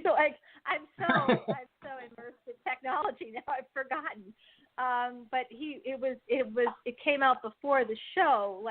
The show was coming out in a few weeks, and they released this special DVD to get people, I think, to buy HBO. Frankly. Which I did after I saw the first episode. I was like, oh my God, I don't care what I have to like not eat in the future from my grocery list, what food I will not be buying to get HBO, but I need to have this channel just to watch it. And then of course I wrote a book about it, and that made up for all the extra money that I spent. I was like, all right, good use of pop culture. That's just, plus I got wet every time I watched the show, which is also good. So many gorgeous men on that show. Jeez. But he brings home the DVD, and he knew, like, I'm into vampires. He and I, his whole life, comic books, all the same stuff. We were like thick as thieves as he was growing up, and he's like, Mom, I got this. I think you're gonna love it, and I haven't seen it yet. And we were watching it together. And it opens up with like Jason Stackhouse going down to woman, and my son's looking at me with a big smile on his face, and I'm like, oh man. Man. Yeah. And I had this, like, I used that moment. I was like, I hope that when you have sex, if you're having it now, I hope you do that to a woman, by the way. And he looks at me. I'm like, you better be doing that. You better. And he's like, he's looking at me, just rolled his eyes, like he's like, just watch the show. No, I had to watch them first, so that way, because the girls wanted, they like to watch it with me, but yeah, they were too young, and I'm like, no, you got to watch that on your own. I would always screen it first, and I would actually go back if it's okay for me to watch it with them. I'd go back and watch it with them again. But if it wasn't, then no, girls, you're on your own on this one. I've already watched it. Well, you can't, like, some of those scenes is really, it was definitely uncomfortable, that first episode. Sitting there with my kid, I didn't know. I mean, he was an older teen. He was working, so he was over 16. Obviously, I don't remember. I mean, I do know the year that True Blood came. Let me think about that for a minute. I mean, he was. Yeah, I think he was about 18 years old. So, he was already, or 18 and a half even, he might have even been closer to 19 for all I know. So it was a little, he was more like a dude, like already, It was like, he was already 6'5", Yeah, my he was already like I made a hard. So it is weird. But they, Deborah Ann Wall, who played Jessica on that show. This is another crossover. Now Netflix, of course, which we haven't gotten to, but I'm going to segue us over there because it's connected to True Blood, and I can't help myself. That pop culture mythology is like, it's an ADD person's dream. I'm like, woo! I can get lost in there for hours. But Netflix has all these great Marvel shows, right? So DC is kind of locked up on CW. On regular TV, and CBS, I think, has got some, all these networks, NBC, ABC, they're all connected. Well, those two are connected to Disney. Disney, which also bought Lucasfilms, as well as, what else did they buy? Like Lucasfilms, and Marvel. They own Marvel Entertainment, too. Yeah, I mean, that was like a few years ago, and I remember I actually was talking to Stan Lee. I know that sounds like I'm showing off, but I'm not. I happened to be in the green room with him. He was on tour at the same time I was, and he's still on tour, even though I think we celebrated his 90th birthday. I think it might have been 2013. So it's 2017. Dudes, where's my car? Like, Stan Lee is like 94 fucking years old, He's like, literally, the guy would come, like, I worked a lot with, like, I worked with a lot of people, but one of my favorite people to work with, I loved everybody, but you like certain people, and I definitely love Jason David Frank, a.k.a. JDF, and his little daughter, Jenna. Oh, my God, so fucking cute. Like, we'd take pictures together. She was so sweet. I loved when he would bring her. And his wife Tammy, like, such a nice family. But he played the Green Ranger / White Ranger on Power Rangers. And believe it or not, even though that show is like super old, like 20, I think my son he and I were watching it. In fact, for his 5th birthday, I had the White Ranger with the Pink Ranger come for my son's birthday. People that just got dressed up. But like, I hired people. I hired Power Rangers, and then like 20 plus years later, I'm working with a real Power Ranger. I'm like, this this is getting weird, you know. But JDF and I are on stage. I mean, really, it's like where fiction meets reality. You start to like make big questions, like, am I in the Matrix? I might be in the Matrix. The fact that I even think that I'm in the Matrix is scary. Like, that's not even real either. So, you know, where am I right now? I'm not sure. But, you know, JDF and I are on stage, and he has ADD too, ADHD, and so he's also like moving. I move too, but man, he has energy to spare.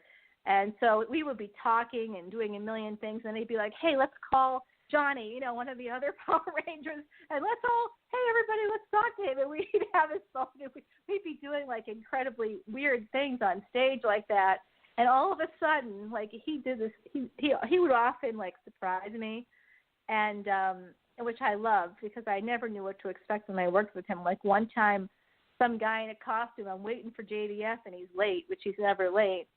And some guy in a costume shows up and he's coming on stage, and I'm like, I'm sorry, but you know, you can't be on stage right now. And he acts like he's like, no, I can't. I'm like, no, you can't. And he leaves, and as he's leaving, he takes off the head, and it's JDF, and I'm like, oh my God, don't do that to me again. But because I'm like trying to, you know, we have to have a time. We have like a time thing at Comic-Con. So we're on stage, and I'm sitting there, and I'm talking away, and, you know, talking to the audience, talking to JDF, and I'm not paying attention to what's happening behind us, like backstage. And JDF is sitting there with a big fucking smile on his face looking at me, and he's like, so are you done talking? I'm like, what? Wait, what? You know, what's happening? And he's like, look behind you. It was Stan Lee. I'm not joking. Stan the Man Lee is standing behind me, and he had come on stage to like basically tell everybody to you know, basically follow JDF, and that the power of Marvel was behind Jason David Frank, and it was an incredibly generous thing to do. But yeah, I had met Stan Lee before. Like I said, we had like celebrated his birthday and everything. So I'd already been working, you know, I'd already met him and I already knew him. But like, he's Stan Lee. Even if you meet him and you talk to him like a normal person, like, you know, anybody that walks down the street, he's still Stan Lee. You know what I mean? Like, and I never expected to see him on the stage. So I literally sort of sat there, and I was like, I'm going, it's Stan Lee. It's Stan Lee. And JDF has got a big smile. He's like, yeah, it's Stan Lee. And I'm looking at the audience. I'm like, it's fucking Stan Lee, everybody. And I'm like, yeah, no, it's Stan Lee. I mean, that's just going insane. Yeah, crazy. I mean, I had maybe 3 moments in the 3 years where I had like freak outs. That was a freak out for sure. And then I had a freak out weirdly. Do you remember Barney Miller? I bet you remember that show in the 70s. Yeah. So Ron Glass sadly passed away, you know, in recent months, I believe, and I'm very, very sad about it. I didn't even, you know, Ron Glass was a guy, he was in Joss Whedon's Serenity and Firefly, and he was the shepherd, and like, I was doing a Serenity panel with Summer Glau and Ron, and I had never worked with them before, and Summer came out, and she's there, and Ron was running a little late, so we started, you know, sort of started the Q&A, and all of a sudden I hear backstage, I'm here, I'm coming, and he comes out on stage, and as soon as I saw him, I started to cry, and it was because of like a childhood memory that it triggered, seeing him in person, it triggered a memory, and I started crying on stage. And he was like, oh my God, I said, it's really you. You know, I was like hugging him and crying, and he's like, I've never had this reaction before. I'm like, I'm so sorry. I've never reacted this way before. I just remember you from Barney Miller, and, you know, hearing it in the background as I was playing as a little girl, and just seeing, like, his voice was so familiar that when he came out on stage and I saw he looked the same to me. I just kind of had a little breakdown, I guess. And he, what that led to, though, which was something really pretty great, was that Joss Whedon hired Ron Glass for the same reason. Joss is about our age. So it was the same thing. He was auditioning people for this role, and Ron Glass comes, and Joss isn't even looking up. Someone just came in, and all these people have been coming in, and Ron Glass starts reading, and Joss Whedon starts to cry and looks up, and he's like, "Oh my God," like he had the same reaction. So I was happy to hear that story because I didn't feel like such a freak, but it was really interesting. I'm like, wow, I know, crazy. And then I think the other person, which was also comic book related, was Neil Adams. I just wrote a piece on my blog. People haven't checked out my blog. You should go to RebeccaHousel.com. There's so much shit on there, you won't even believe it. But I wrote a piece like 2 or 3 days ago called Pop Culture Professor, and I think it's had over like 2,000 hits already. 2,000 people have come and read that piece by itself, and I talk about it. It's very ADD, like I am, but you learn a lot. And one of the things you learn about is Neil Adams. So people may not recognize his name if you're not into comic books, but you do know Teen Titans. That's Neil Adams. That's where that kind of came from. And Neil Adams was one of the first people to work on X-Men. Actually, he was a freelancer for Marvel in the 60s, and he did a lot of the illustration. He was an illustration guy. And so I'm doing a comic book panel. I would do celebrity interviews on stage, but I also would do I would put together different panels of comic book artists and writers, and I put together this panel, and it was really too big. Like a panel is like 3 people is perfect, but I'd put together a panel of 5 people because of the timing for people that were going to be there couldn't make it at certain times, and it had like all these really great like artists and writers, comic book artists and writers, and there was practically no room. I was standing up because there wasn't even a chair for me because I had like kind of overbooked my panel.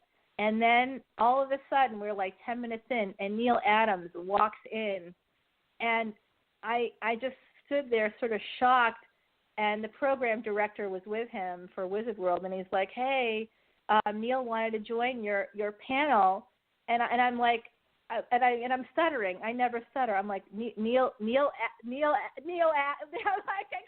I couldn't get it out. I'm like, Neil Adams wants to join my panel. I mean, I had a total geek girl moment.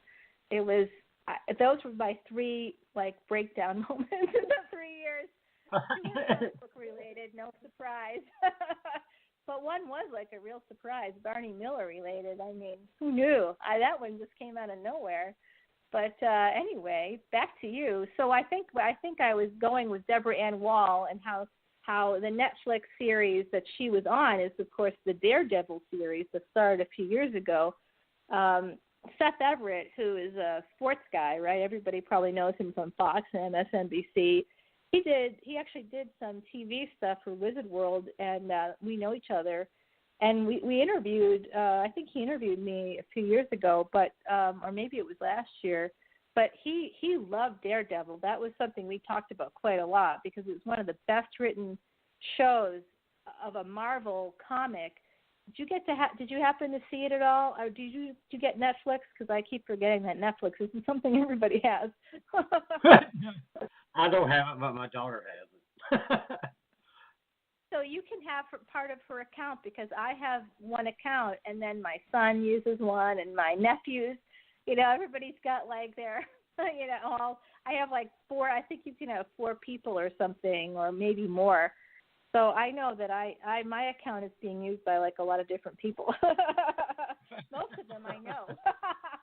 But Netflix, if you ever do get a chance, if any of your listeners get a chance, the Daredevil was the first Marvel Netflix show series. It had 2 seasons so far of run on Netflix.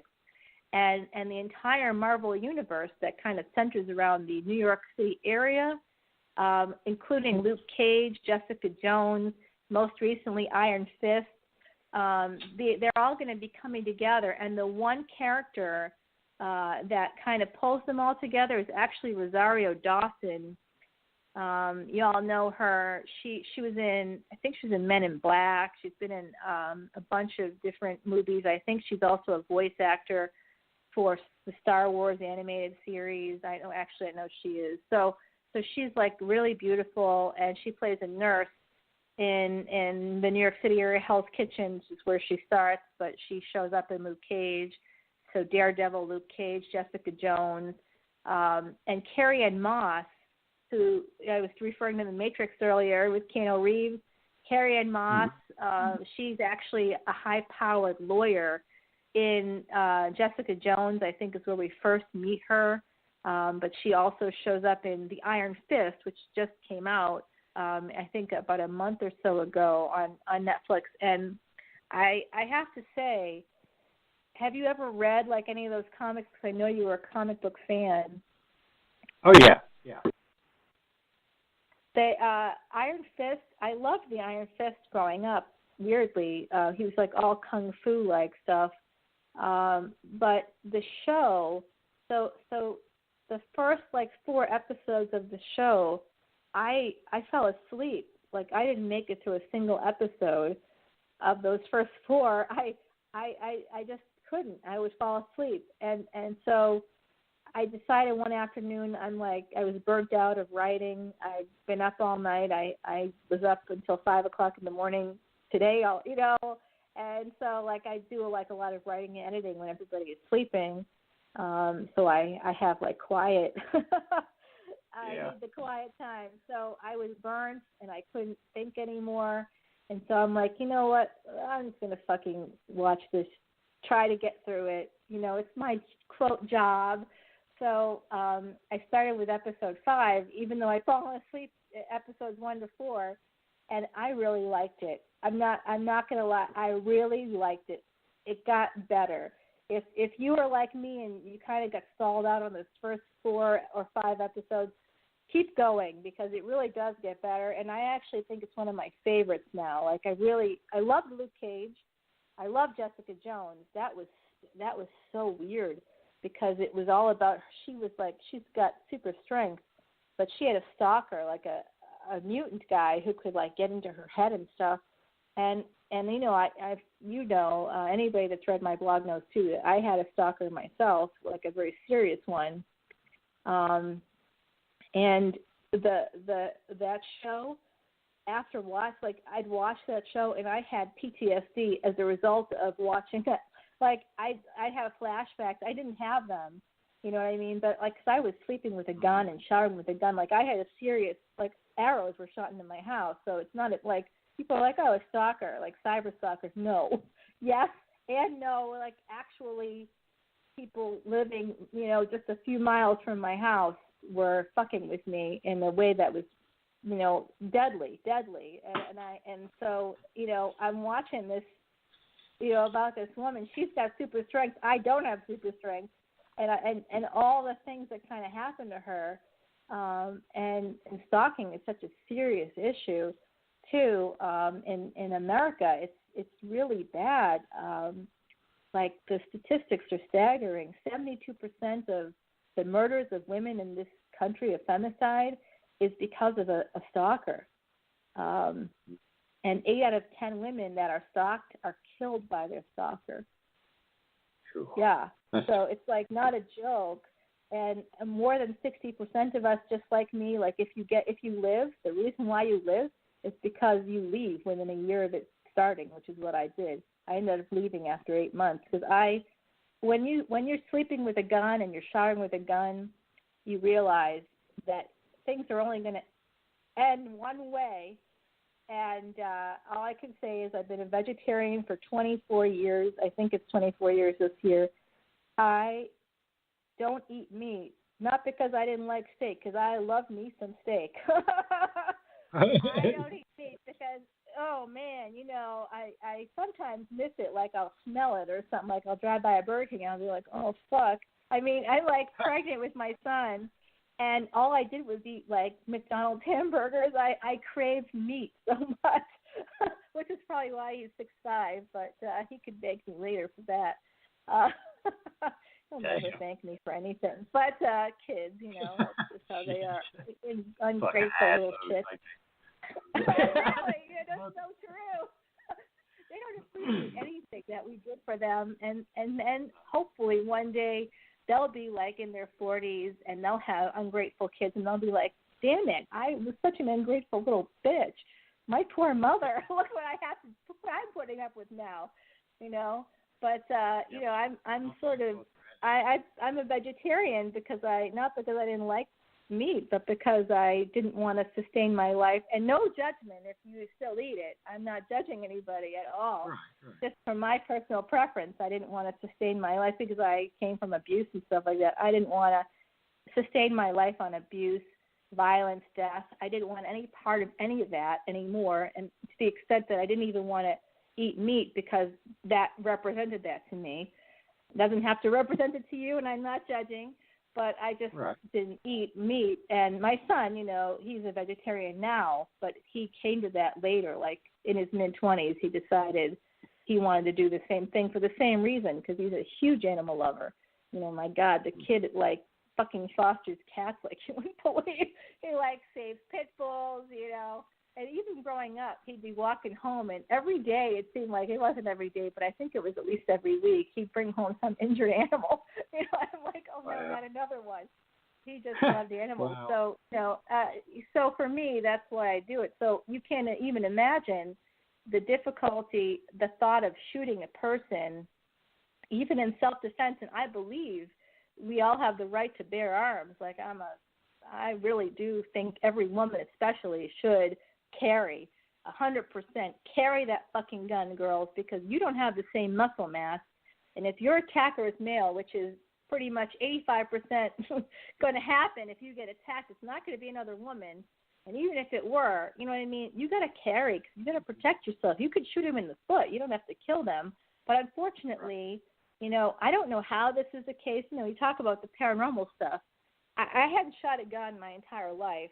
So I'm in Atlanta and all this bullshit's happening. So I'm, you know, now you're going to laugh at me. So I have a friend, you know, a guy friend in Atlanta, and he's a Pisces too, and he's 21.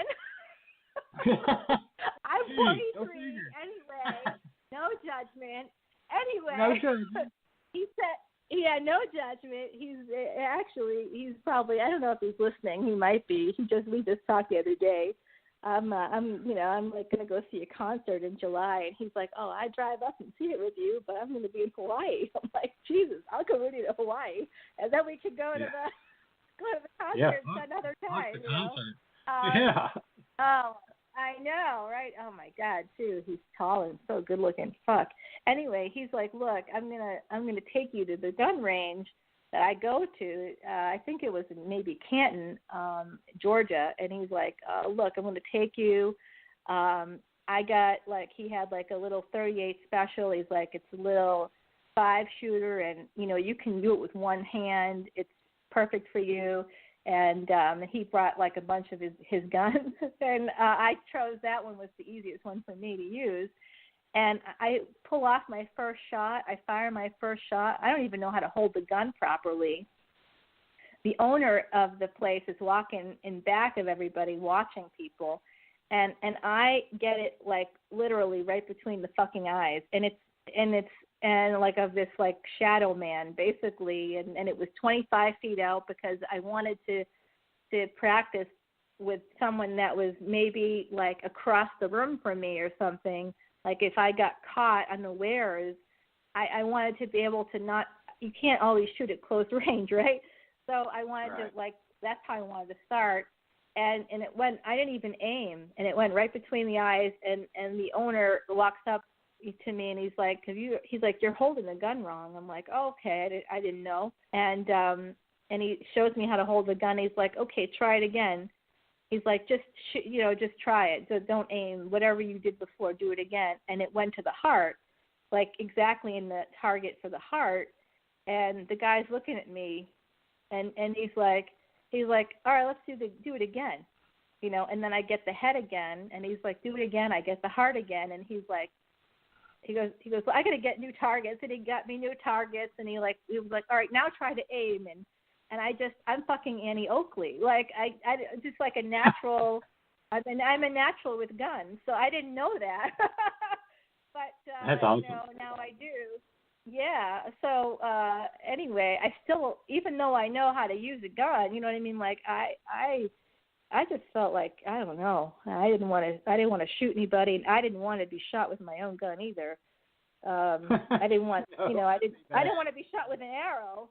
I mean, I would defend myself if I had to. But it was just bad, all bad. And so 60% of women like me, if you survive, if you live because you run, which means leaving your job, which I did. So, that's a big financial loss, and you can't today. Jobs are hard to get. I don't care who you are, who you know, it's hard to get jobs. So it was like a really, I don't know. So that Jessica Jones thing really kind of freaked me out, but I think everybody should watch it because it's fantastic. And the Iron Fist, fight your way through the Iron Fist. You can do it. It's good. It'll be worth it in the end, I promise. I can't believe we've been talking for 2 hours almost. Can you believe that? I tell you what, I'm gonna have to get me. I always said I needed to get a 2-hour show. I'm gonna have to get me a damn 4-hour show. Yes, we're gonna have to double book. Your listeners are gonna just have to stick with us. Which just means that we'll have to do it again. That's really what it means. I don't think I got to like half of my list. I know you did, and I'm sitting here looking at it going, she's going to be pissed off at me because we didn't stay with the list. I tried. You did, but you know what? You did an amazing job. We did a good job, though, right? Like we hit a lot of it, I think. Yeah, did we? I don't know. We did a good job. I mean, at least we wouldn't talk about dildos and and fucking younger. We did talk about pasties and porn. Yeah, see? And, oral sex, we got that in there, too, as True Blood. Thanks to True Blood, we got an oral sex. See? I mean, we touched on the good stuff and the good stuff. Oh, my God. I love that from, I can't remember the movie, but it was Nicolas Cage. And he said, it's like a peach. I could eat a peach all day. Oh. Hey, someone just said that to me. My friend Sean. Hey, Sean, I don't know if you're listening. Yeah, he's like, I could eat a peach all day. Oh, what was it? Oh, fuck. I can't remember the name of the movie, but I do know what you're talking about. Someone just told me that the other day, literally. We were talking about oral sex, too. the movie was Face Off. I remember it's Face Off because it's where... That's it. Yep. Face Off. Boom. Yeah. Yes. I love Nicolas Cage. Con Air, man. Oh yeah. Did you like him in Ghost Rider? He was in. I love him in everything. I think he's a great actor. I don't know why people don't like him as much as they used to. I love the fucker. He's amazing. Awesome. He's a Coppola. He's a Coppola, right? Like Francis Ford Coppola, Sofia Coppola. That they're like Hollywood moguls. In fact, it was Francis Ford Coppola. We didn't get to Star Wars. That's the big one that we missed. And Guardians of the Galaxy. Everybody's got to go see that fucking movie. Guardians of the Galaxy 2 opens May 5th. If you don't see it, you're insane. The next Guardians of the Galaxy is the next Star Wars level franchise. It has its own theme park in fucking Disney. Okay, so it really is like the next big franchise.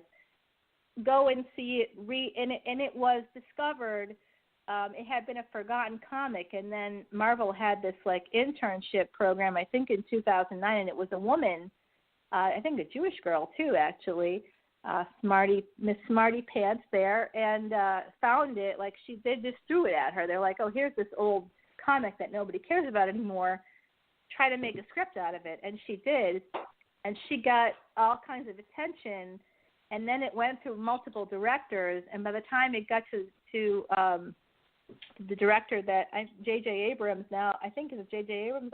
I know he's the Star Trek guy too. I know it's J.J. actually. I get like kind of, there's so many people that I know. I'm like, who did I meet in Atlanta again? Who was that guy? What was that? I don't remember anymore. Like that whole life is so surreal. I wrote about Celebrity and Rockstar. I think that was September 22nd of 2016, that blog piece. It's #Rockstar. People should check that out because I'm not kidding. Even a little bit of fame is a suck fest, like for real. So I just, there's not enough money in the world that would make me want to be famous. You know, like I just feel like just a little tiny bit of knowing famous people has shown me that it's not a good time. I mean, it's just not. How do you ever, I mean, can you imagine, like Ron Glass? I know he's passed away now, but when I spoke to him, like off stage, he was telling me he had like whole periods of time where he had like dry spells, right? And when you're a famous guy, when you were like a famous guy on TV, you can't like walk into a Walmart and become a manager of a like you can't get a regular job. You just can't. They won't give it to you. So how do you make money? You don't. And that's why so many celebs end up on drugs and stuff, because it's really like hard to realize, you know, that fame is not really real. That it doesn't matter, that you matter, but you don't matter anymore. And so quickly and easily, too. It's very odd. It's surreal. Yeah. Well, since we got like 4 minutes and 40 seconds left, how about tell us a little bit about, you know, your new book series coming out in 2018, and also mention your charities that you help and work out. Thank you so much. Just the last 4 minutes is yours, girl. You run with it, baby. Okay, thank you so much. Well, I referred to like my Atlanta experience, and that all kind of started off with my losing my baby girl Emma, and so I was naming her Emma. That was her dad picked that out, but it's an acronym. I came up with the acronym. Everything in my mind awaits, and you know, so I kind of trademarked that. I didn't kind of I trademarked it.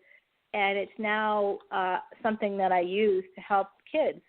And so last year helped a ton of kids who survived childhood cancer, kids with autism, kids from low-income households, homeless kids. There's thousands of homeless kids in Atlanta.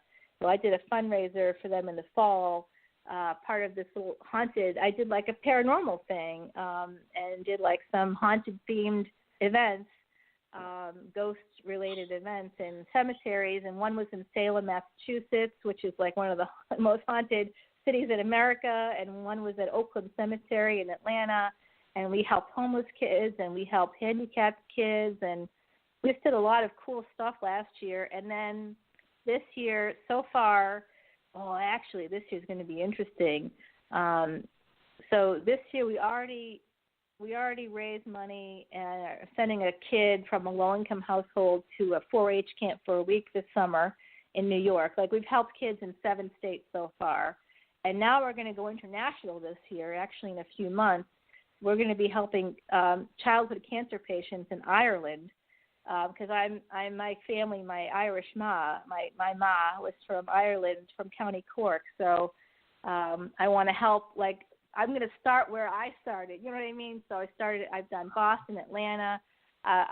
We've done all over the Northeast, New Jersey, New York, Philly, Pennsylvania. We've done like all over sort of, I think 7 states so far. We've helped kids.